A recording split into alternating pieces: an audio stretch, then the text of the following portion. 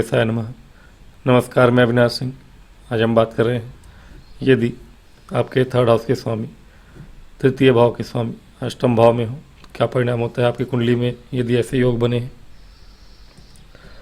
Third house ये है आपका 3 नंबर जो है ये राशि है मिथुन राशि, और ये घर इस तरह से गिनते पहला हाउस दूसरा हाउस। जो नंबर लिखा है वह कालपुरुष की पहली कुंडली है। यहाँ 2 नंबर 3 नंबर से भी शुरू होगा तो यहाँ राशियाँ नंबर बदल जाएंगे, लेकिन भाव वही रहेगा। 1 भाव 2 भाव ये भाव हैं जो डब्बे बने हैं।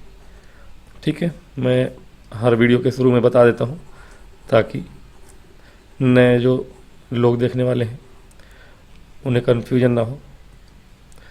अगर आपके थर्ड हाउस के स्वामी अष्टम भाव में बैठ जाएं, अब ये आपका द्वितीय स्थान होता है, गुप्त स्थान है। थर्ड हाउस आपके पराक्रम का स्थान है और 8वें से 8वां होता है। थर्ड हाउस को वैसे भी 8वें का छोटा भाई ही समझिए, यानी अष्टम से अष्टम होना यानी द्वितीय आयु भाव भी कहते हैं इसे। तो पराक्रम भाव है, द्वितीय आयु भाव है, लेकिन अब ये षडाष्टक होता है। यहाँ से अष्टम है लेकिन तृतीय से षष्ठ है। तो थर्ड हाउस के स्वामी जब भी अष्टम में जाते हैं तो बहुत अच्छा ये प्रभाव तो नहीं देते। अब नॉर्मली अष्टम में अपने जो ग्रह होते हैं अपना अपना प्रभाव देते हैं। जो मैंने इंडिविजुअल बताया हुआ है वीडियो में कि सभी भावों का बता दिया मैंने, कौन से ग्रह किस भाव में होंगे तो क्या प्रभाव होता है। अब ये दुर्योग होता है एक तरह से, यदि आपके थर्ड हाउस के स्वामी अष्टम में बैठ जाएँ, 12वें में बैठ जाएँ, 6ठे में बैठ जाएँ, ये एक तरह से दुर्योग होता है। विशेष रूप से अगर इनके स्वामी को पाप ग्रह देखता हो, थर्ड हाउस पे पाप ग्रह का दृष्टि हो या बैठे हो वहाँ पे, या फिर 8वें में यदि तृतीय भाव के स्वामी अष्टम में बैठे हैं इन्हें पाप ग्रह देखता हो तो अपने आप में ये दुर्योग ही बनाता है। पहले बताया है मैंने, मृत्यु नाम का योग बनता है। तो बहुत शुभ नहीं होता, विशेष रूप से आपके भाई बहनों के लिए, आपके छोटे भाई बहनों के लिए। अगर पाप ग्रह हैं, बहुत पीड़ित है ये जगह, आपके छोटे भाई बहनों को जीवन पर्यंत कष्ट होता है, बीमारियां घेरती हैं और बहुत ज़्यादा खराब केस में कंडीशन में मृत्यु भी संभव है। तो थर्ड हाउस के स्वामी नॉर्मली जनरल प्रेडिक्शन में हम देखते हैं तो थर्ड हाउस के स्वामी अगर अष्टम में तो ऐसा जातक थोड़ा पहला तो चोर प्रवृत्ति का होता है और कहीं ना कहीं सरकार से काम पाने वाला होता है या सरकार के ही द्वारा पाला जाता है, पोसा जाता है, ऐसा भी कह सकते हैं कि पोषित होता है। अब जॉब करके पोषित हो या सरकारी खर्चे पे किसी तरह से पल रहा हो, अब ये कहा नहीं जा सकता, लेकिन हाँ ऐसे जातकों को गुप्त शत्रु परेशान करते हैं। अगर आपके थर्ड हाउस के स्वामी अष्टम भाव में बैठे हैं तो गुप्त शत्रु और गुप्त रोग ये दोनों ही चीज़ों से आप परेशान होते हैं। अलग अलग कंडीशन में अलग अलग प्रभाव होते हैं, बीमारियां भी अलग होती हैं। जिस तरह के ग्रह उस तरह की बीमारी, और यदि शुभ प्रभाव है आपके थर्ड हाउस पे, थर्ड हाउस के स्वामी पे शुभ ग्रह का प्रभाव है तो इन प्रभावों में कमी आती है। इन दुर्योगों में जो बुरा फल मिल रहा है आपको उसमें कमी होती है। अब ये ज़्यादातर ऐसे लोगों के कान में भी परेशानी होती है। देखा जाए तो ऐसे जातों के थर्ड हाउस के स्वामी अगर अष्टम बैठे हैं तो ऐसे जातों के कान में कोई ना कोई पीड़ा रहती है, परेशानी होती है। कई छोटे भाई बहन तो बीमारी रहते हैं अधिकतर। ऐसा जातक स्वयं भी चोर प्रवृत्ति का होता है या एक तरह से आप कहें आलसी प्रवृत्ति का होता है। उसके अंदर थोड़ी बहुत जो अवगुण हैं वो होते हैं।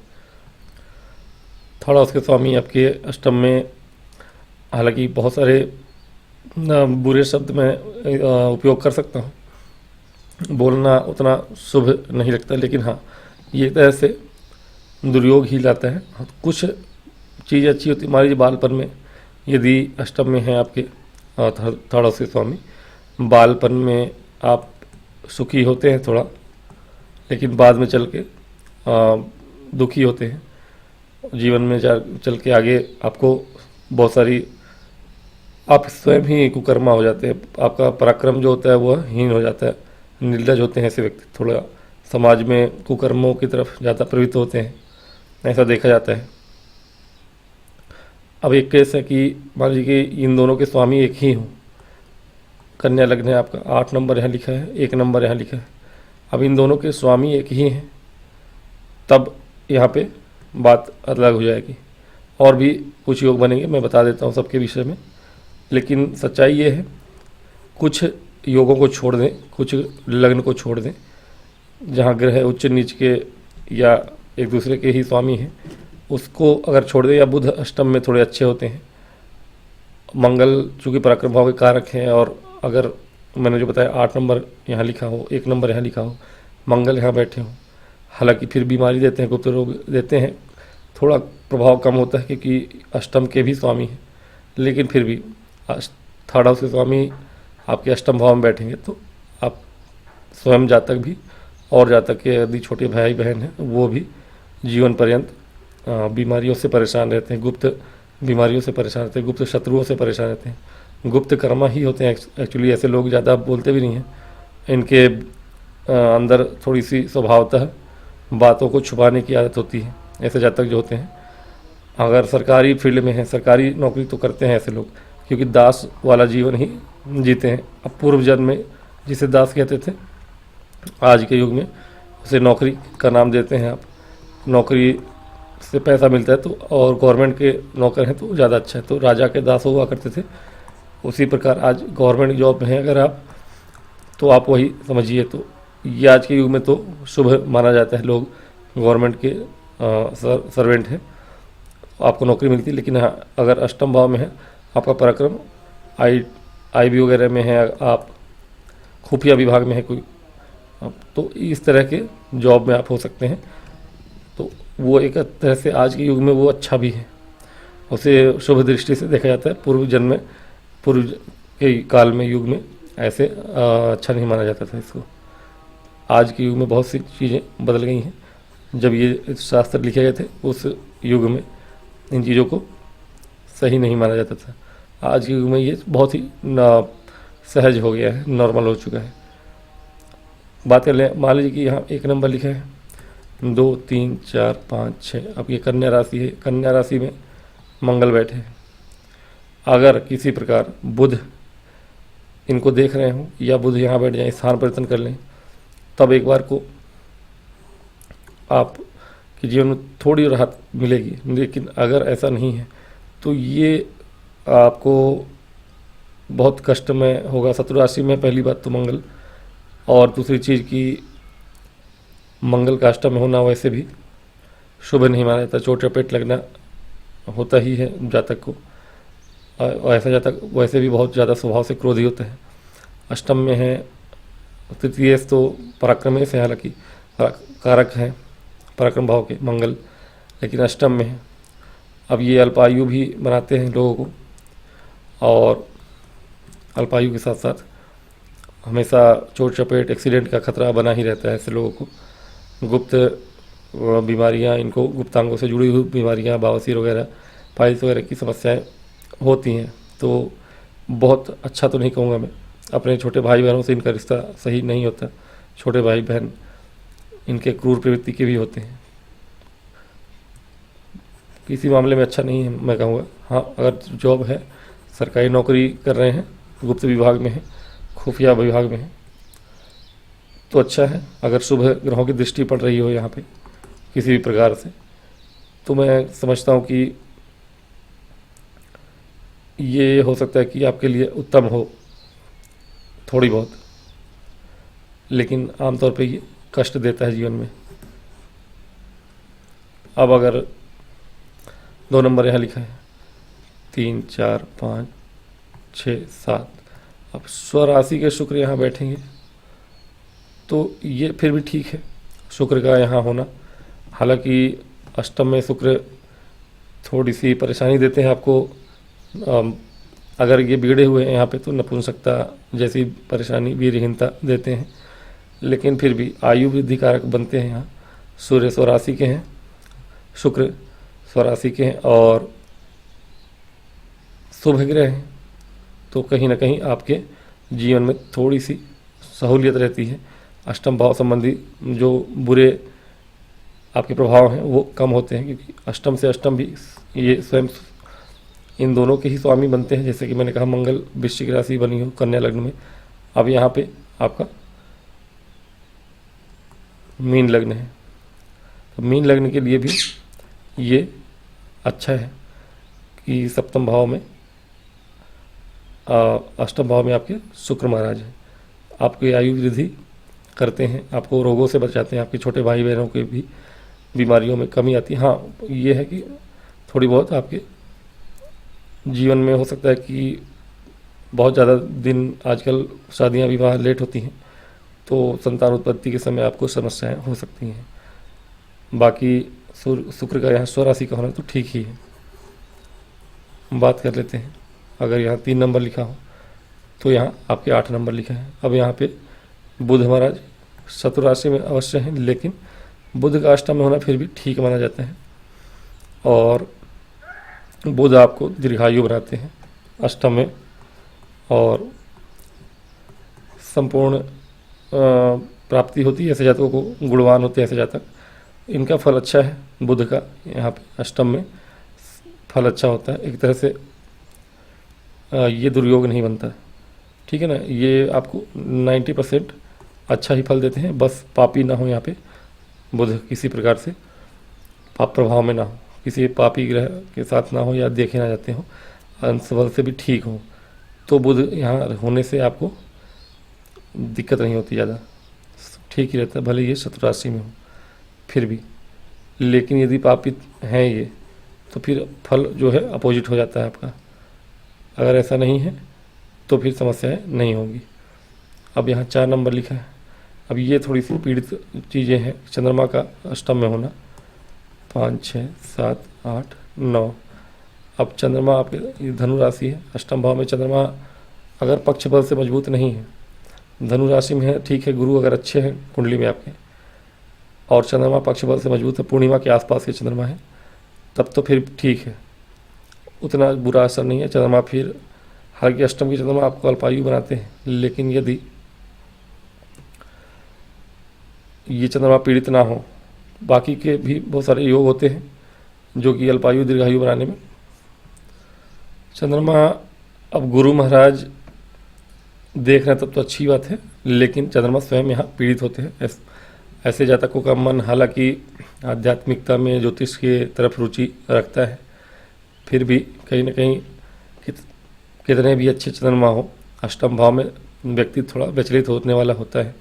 हाँ, धनु राशि की चंद्रमा है, थोड़ी सी स्टेबल माइंड होता है, ज्ञान प्राप्ति में विशेष रूप से धार्मिक और आध्यात्मिक ज्ञान की तरफ उसका झुकाव होता है। लेकिन चंद्रमा अगर मृत हैं, अंश बल से दुर्बल हैं और पक्ष बल से भी हीन है, तो ऐसा जातक बहुत ज़्यादा परेशान रहता है जीवन में। मेहनत और परेशानियाँ, मेहनत ना करने से या ज़्यादा परिश्रम ना करने वाला होता है, परिश्रम ज़्यादा कराने से बहुत ज़्यादा क्रोधित होता है, काम ना करने वाला होता है ऐसा जातक, और कुकर्म करने के दिमाग में हमेशा प्रवृत्ति रहती है, कुछ ना कुछ उल्टा सीधा करते हैं, बाद में पछताते भले हैं वो। तो चंद्रमा का यहाँ बिगड़ा हुआ स्वरूप तो अच्छा नहीं है। हाँ, बली जो चंद्रमा है पक्ष बल से भी, और कोई शुभ ग्रह और देख रहा हो इन्हें, कुछ अच्छे योग बन जाए या 9 मास में चंद्रमा अच्छे हों, तो फिर ठीक है, बहुत ज़्यादा परेशान नहीं होता व्यक्ति, थोड़ा सा आध्यात्मिक इंक्लाइन होता है। बाकी बात करते हैं 5 नंबर यदि लिखा है यहाँ पर। अब सूर्य महाराज अगर अष्टम में है आपके, ये उतना अच्छा नहीं माना जाएगा।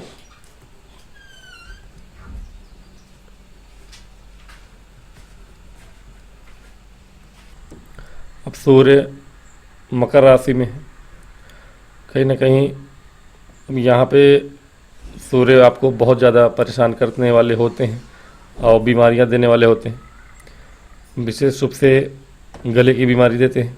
अष्टम में अगर सूर्य महाराज बैठे, पीड़ित होकर बैठे, शत्रु राशि में, चोट चपेट, जलने का भय,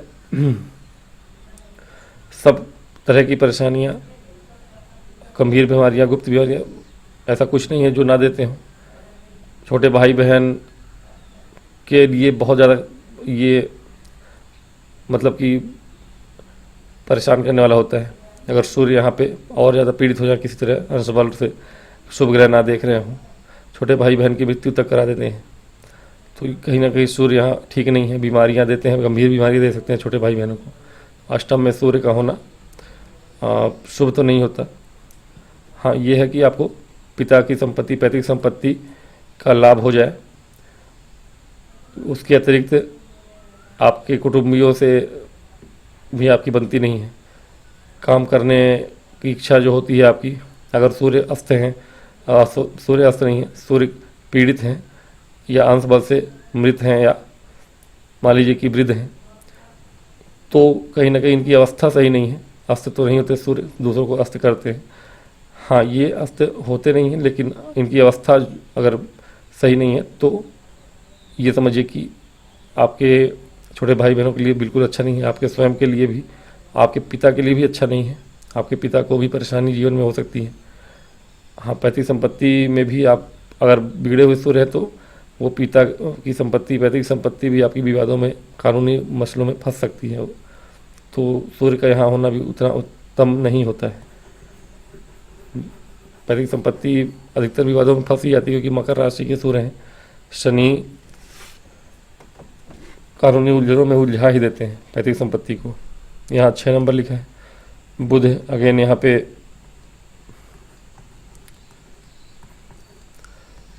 ठीक है, कुंभ राशि के बुध होंगे यहाँ पे मित्र राशि में। जैसे मैंने बताया था कि बुध यहाँ के लिए अच्छे हैं। हाँ, ये है कि थोड़ी सी ऐसे जातक सोच समझ के और बातों को बोलने में माहिर होते हैं।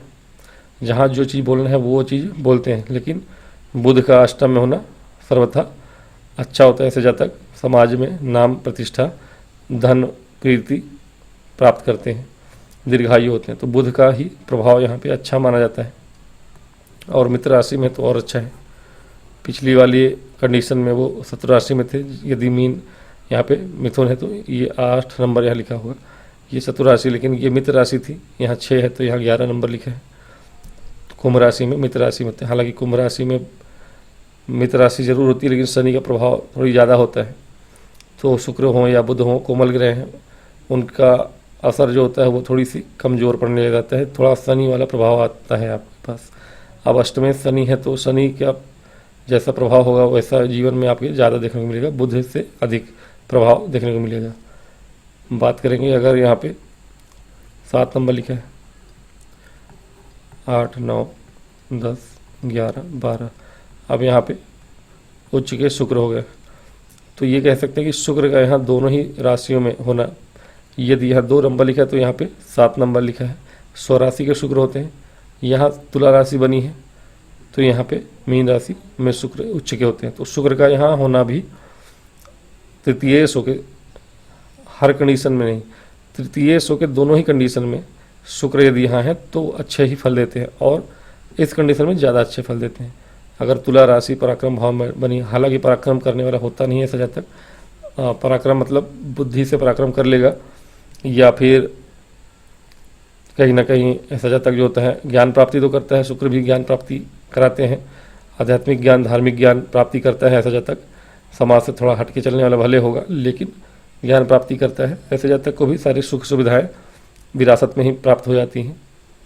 पैतृक संपत्ति का लाभ उन्हें होता है, जीवन में आनंद होता है। इनके कमाए ना कमाए, इनको पहले से ही 7 पीढ़ियों को मिला हुआ धन उस तरीके का इनके साथ होता है।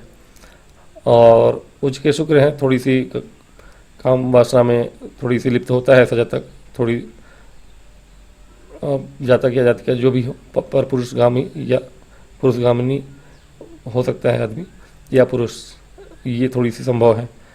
गुप्त कर्म हो जाते हैं लोग, ज़्यादा उच्च बली शुक्र हैं तो अष्टम में, लेकिन प्रभाव अच्छा ही है, बुरा प्रभाव नहीं मिलेगा आपको। अब वहाँ पे अगर मैंने बताया था 8 नंबर लिखा है, कन्या लग्न है, यहाँ पे आपके 1 नंबर होगा, मेष राशि बनी होगी। यहाँ पे अब मंगल बैठे हैं। अब ये वाले मंगल थोड़े से अच्छे हैं। अब यहाँ पे 1 नंबर था, तब यहाँ वाले मंगल उतने अच्छे नहीं थे आपके कन्या में, लेकिन अब मेष राशि में मंगल ठीक है, अष्टम में है, ऐसा जाता अगर मंगल यहाँ पे अंश बल से अच्छे हैं और कोई एक शुभ ग्रह देख भी रहे हो तो फिर ठीक है, आपके जीवन में बहुत ज़्यादा परेशानी नहीं होगी। हाँ, गुप्त रोग फिर भी परेशान कर सकते हैं, आपके छोटे भाई बहनों को शत्रु बार बार परेशान कर सकते हैं, लेकिन हाँ वो शत्रुओं से पराजित नहीं होंगे। और बीमारियाँ भी हो सकती हैं या कर्जे हो सकते हैं, लेकिन वो उससे भी छुटकारा पा जाएंगे और आप भी किसी न किसी सरकारी फील्ड में जॉब कर सकते हैं, विशेष रूप से किसी ऐसे विभाग में जिसके विषय में ज़्यादा कोई जानता ना हो, खुफिया विभाग हो। तो मंगल का इस भाव में होना यहाँ अगर वृश्चिक राशि है कन्या लगने के लिए तो ठीक है। अब ये दीर्घायु बनाते हैं, स्वराशि के मंगल यहाँ हो तो दीर्घायु बनाते हैं, या स्वराशि के कोई भी ग्रह जैसे शुक्र थे उच्च के, वो भी दीर्घायु ही बनाते हैं आपको। बात करते हैं यदि यहाँ 9 नंबर लिखा है, 10, 11, 12, 1, 2, अब यहाँ पे शत्रु राशि में गुरु महाराज होंगे। गुरु का यहाँ होना अच्छा नहीं होता, एक मामले में ही अच्छा होता है और वो ये, हाँ अगर वक्री गुरु हैं यहाँ तो अच्छी बात है, वक्री गुरु नहीं भी हैं, वक्री गुरु होते हैं तब भी, नहीं होते हैं तब भी दीर्घायु बनाते हैं अष्टम भाव में आके आपको, लेकिन बाकी कुछ उतना शुभ प्रभाव नहीं होता है, दुर्योग वाला ही प्रभाव देते हैं, जो मैंने शुरू में बताया कि मृत्यु योग बनता है। तो कहीं ना कहीं गुरु महाराज यहाँ पे जैसे कि मैं बताया मृत्यु योग रहता है, दीर्घायु ही बनाते हैं, लेकिन फिर भी थोड़ा सा नौकरी आज के युग में फिर भी ठीक है, गुरु महाराज यहाँ हैं तो आप नौकरी से अपना जीवन यापन करते हैं, तो आज के युग में तो नौकरी पेशा लोग ही, और सरकारी जॉब में तो अच्छी बात है।